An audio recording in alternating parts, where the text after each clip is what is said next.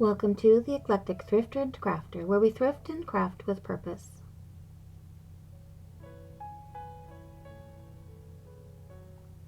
It's Tea Tuesday. Or in my world, Crafty Tuesday. Pour yourself a cup of tea, and please join me for a project that was inspired by the Makanai Cooking for Maiko House, a delightful Netflix series. Masako is the name of my daughter-in-law, and she was in Japan when it was her birthday, so I did not have her project done because I was busy working on the dollhouse build at the time. So when she and my grandchildren came home from visiting her family, I still didn't have it done, but I finished it this week, so this is Masako's birthday present. I fell in love with the little series, The Makanai Cooking for Maiko House, and just loved the beautiful hairpins that were in the Maiko's hair. So these pictures were very inspirational, and that's what we're going to make today for my daughter-in-law. We're going to make a Kanzashi hairpin.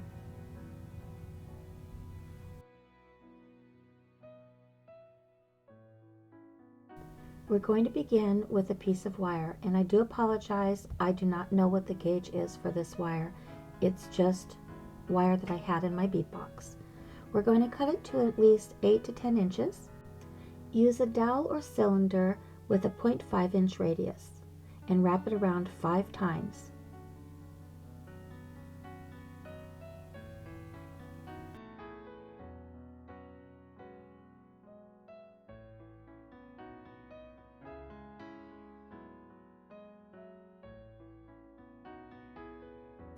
Remove from the cylinder, then thread the wire through the loops twice to secure the loops together.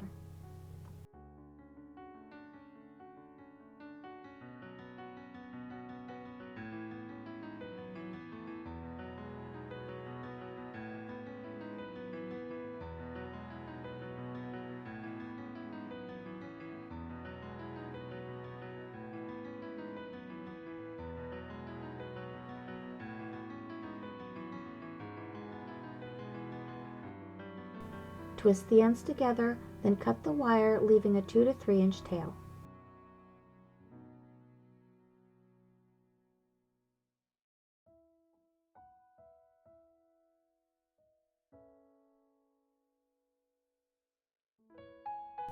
And your wire should look just like this.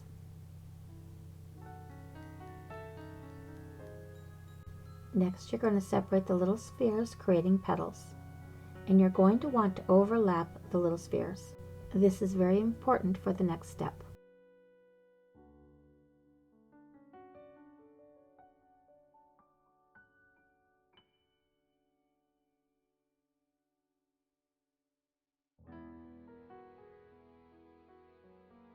And your little flower should look just like this. My medium for this component is going to be pearl nail lacquer. You can tint this lacquer with other colors of lacquer if you wish. This little tray I'm using is actually for paper quilling, but the wells are perfect for dipping these little flowers. I have 2 of these, so I'm going to set one aside for projects such as this. The viscosity of the nail lacquer is perfect for creating projects such as this, and this is why it's important to overlap the wire petals. And now you have a perfect little flower. And these are the 3 stages of this component. I used a piece of styrofoam to set the flowers in to dry, and then I put them in front of a fan for 24 hours, just to make sure they dried through. This image is from the Makanai, episode 6, titled One-Sided.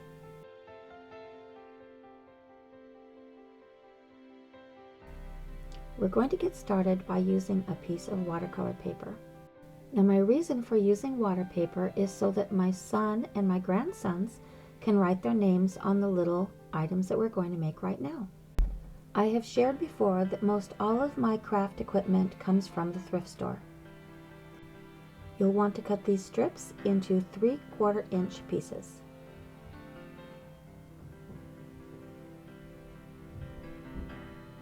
Having gold foil tape in your craft room comes in very, very handy, especially around the holidays. This tape is very forgiving, which is wonderful. One thing that causes a delay in some of my projects is that, one, I'm reverse engineering from a picture, which I'm doing again today. I did that with the dollhouse, but also I try to do trial runs and make a prototype first.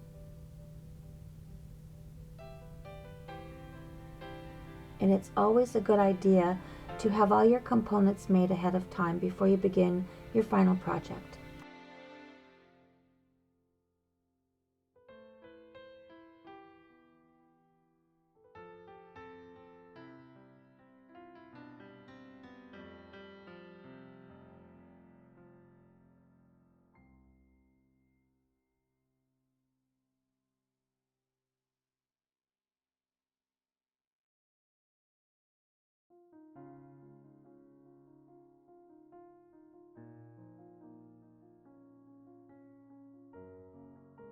We are making the components for the little pagoda, and that's where my son and my grandsons are going to write their names.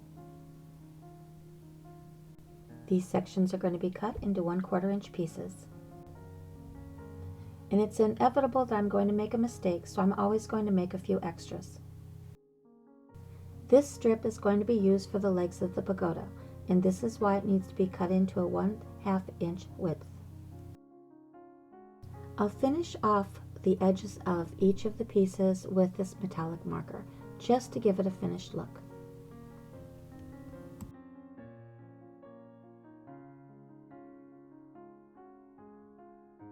This strip will be cut into 1-inch sections. This will be used for the rooftops for all 3 of the little pagodas.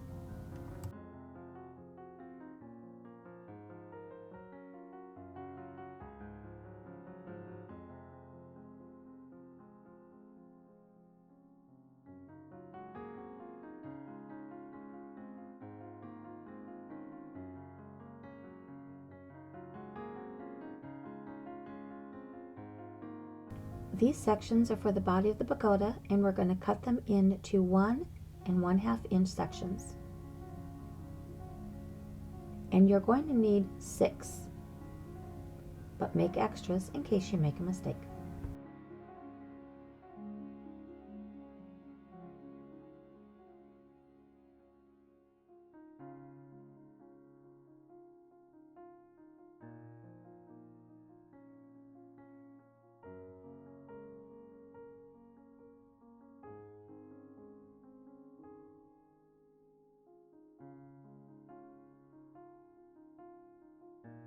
This section is for the back of the pagoda, so it has a finished look, and you're only going to foil one side.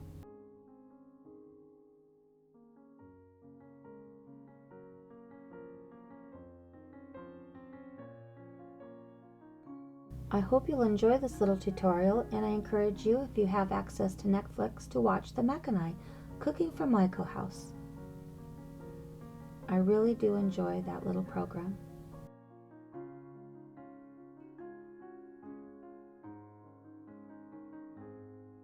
All the girls that are the players in that program are absolutely charming. Just a really wonderful, wonderful little series.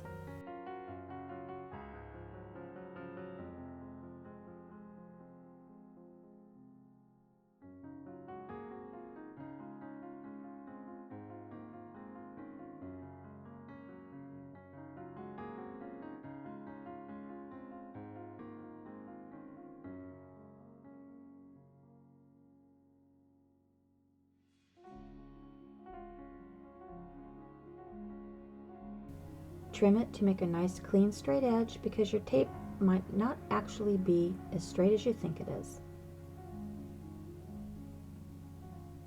And mine was not.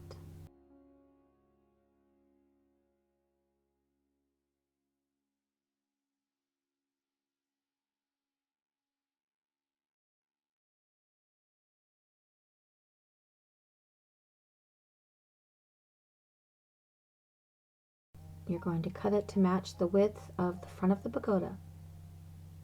And you're all set. Use your marker to finish the ends. And for this step, we're just going to cut it by hand.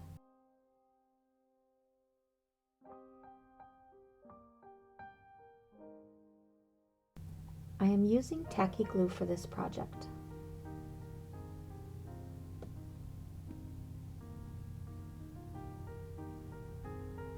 We're just going to anchor down the little rooftops. I recommend letting it thoroughly dry overnight or at least for a few hours before you attach it to your kanzashi.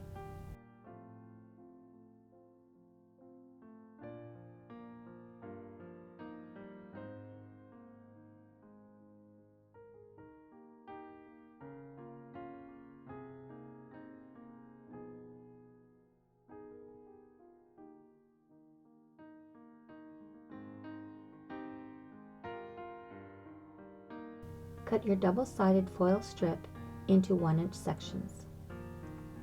This is going to be for the legs of the pagoda. Make some extras in case you make a mistake.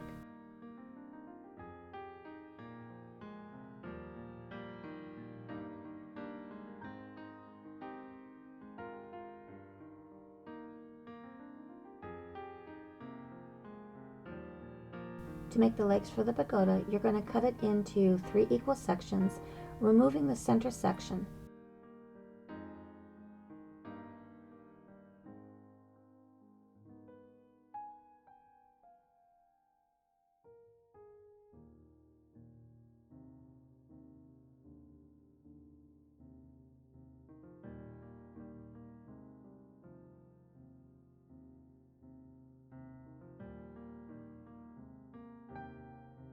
Now I have my little pagodas and they're absolutely adorable.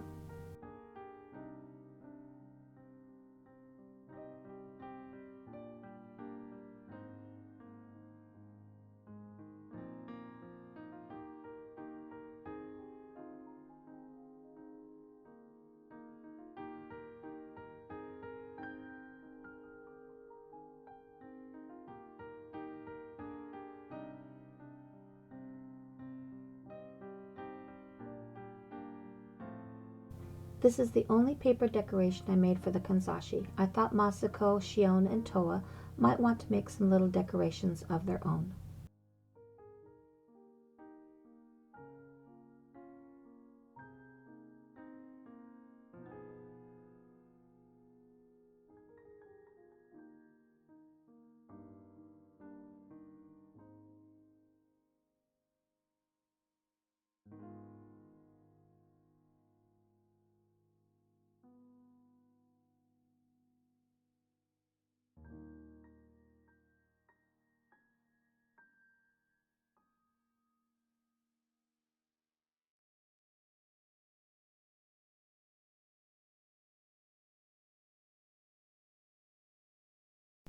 For this Kanzashi component, I'm using number 5 embroidery thread. A bead loom will help free up your hands. I'm using 22 gauge wire and I'm cutting it to fit and secure on the bead loom. It's between 8 and 12 inches long, depending on the size of bead loom you find. I found my bead loom on Amazon. They're harder to find in the thrift stores these days. We're going to take our floret, attach it to the top of the stem, give it a little twist, and add a dab of super glue. Remove the little tail, cutting as closely as you possibly can.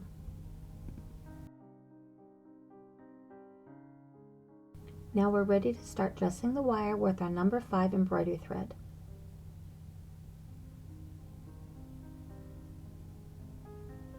Now we're ready to start dressing our wire so it looks like a stem. The super glue might still be damp, and that's going to secure your knot. You can conceal the wire underneath the little floret by wrapping it until it looks like a little hip.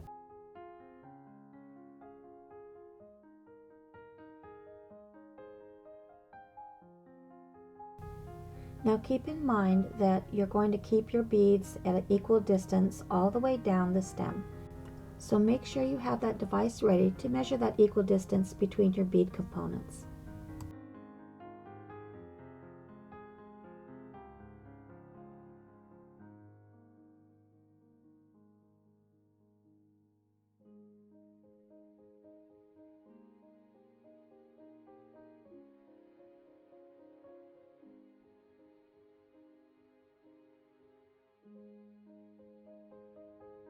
Place a dot of super glue on the thread and push the bead just over the edge, and that's going to secure your bead. Treat the wire on the other side of the bead and begin again. Use a dab of hairspray on your finger and you can put it on the tail of that thread, and that'll keep that under control as you begin to wrap again.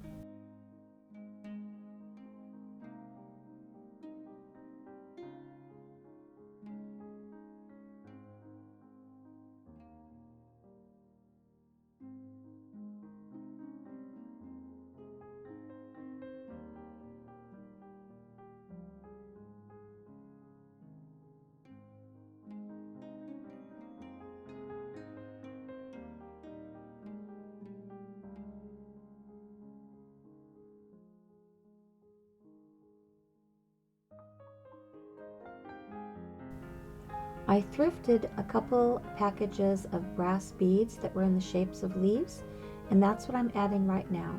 I looped and actually tied the wire before I clipped it. On some of the other stems, I alternated between the brass and the carnival glass leaves.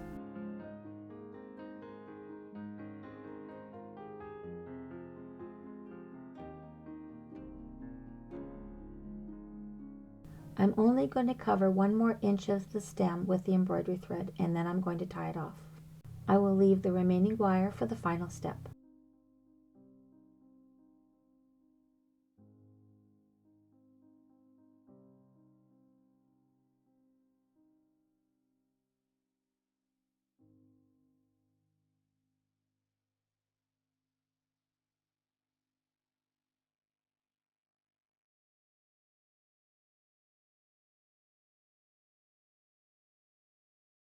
So now I have my stems for the final step.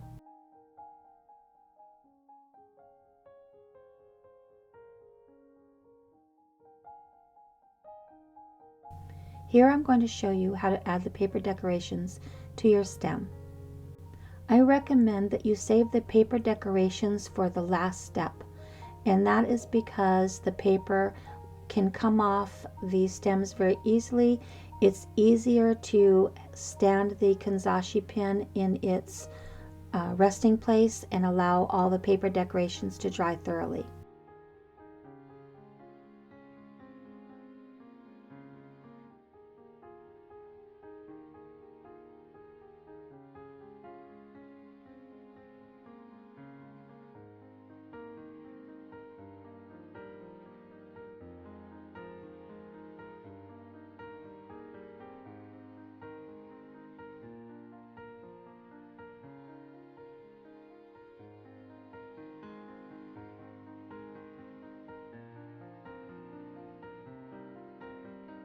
I bundled the stems together and wrapped them with thin wire, then added super glue to the center of the bundle before wrapping with the number 5 embroidery thread. Next, I used hot melt to attach the bundle to the frame of the hairpin.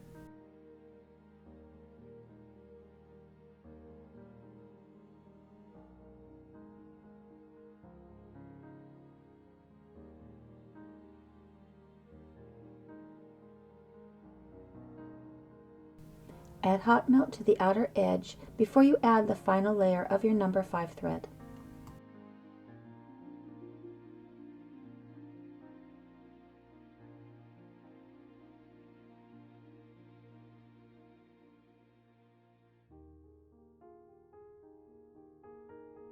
This is a time-consuming project, so if you have carpal tunnel, there is a lot of repetitive motion, so be sure to give your hands a rest.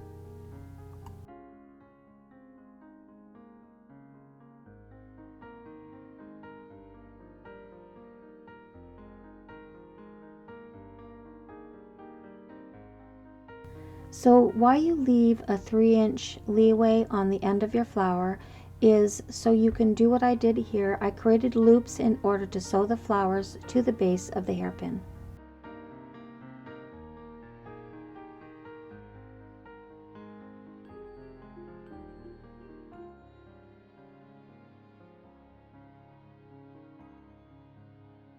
For the flowers, attaching them to the longer stems, I did cut the stem of the flower to 1/2 inch. Then I attached it to the base stem with super glue before wrapping with the number 5 embroidery thread. To secure the stem further, I did create a hip that will rest right against the flower base.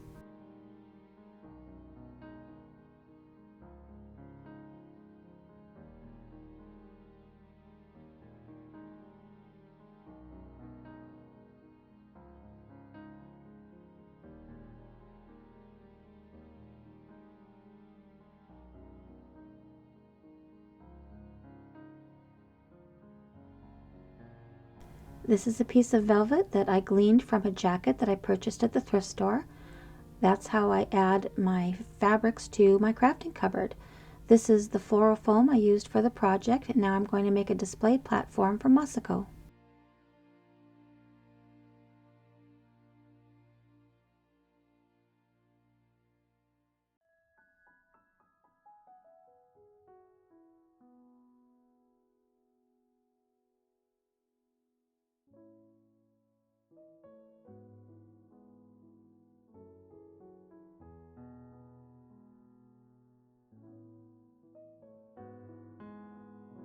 Well, happy birthday, Masako, and thank you for 2 beautiful grandsons. Thank you so much for joining me today. Please like and subscribe. Share my thrifting and crafting channel with your thrifting and crafting friends. I welcome your thoughts and ideas in the comments below. Check us out on Instagram and tap that notification button for upcoming announcements of thrifts and crafts. But most of all, have a lovely, lovely day.